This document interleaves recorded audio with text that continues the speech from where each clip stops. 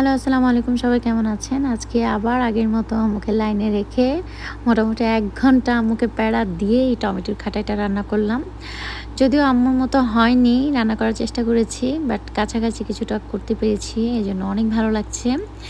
যাই হোক, অনেক জায়গার, অনেক দেশের এই টমেটোর খাটাইটা খেয়েছি। কিন্তু আমাদের আ ঢাকার মতো, ঢাকার স্টাইলটার মতো এত টেস্টি আমি আসলে কখনোই পাইনি। আ এটা আমি আমার শ্বশুরবাড়ি নোয়াখালী। আমার শাশুড়িকে, আমার হাসব্যান্ডকে খাইয়েছি। মাশাআল্লাহ ওনারা এত পছন্দ করেছে। বিশেষ করে আমার জামাই ১ম এ বলেছে অল্প খাবে, তারপর খেতে, খেতে এত ভালো লেগেছে, তারপর আরও খেয়েছে। আমার অনেক সার্থক, আমার তরকারি সার্থক যে তরকারি রান্না করার পর ফিনিশ হয়। আলহামদুলিল্লাহ। সবচেয়ে মজার কথা হচ্ছে এখানে যখন আমি রান্না করছিলাম আম্মু লাইনে ছিল।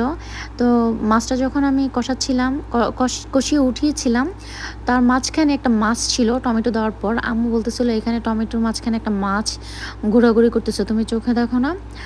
আমি তো ফোনে থাকতেই দেখতেছি। এটা নিয়ে হাসাহাসি করতেছিলাম যে আমি এটা চোখে দেখি নাই।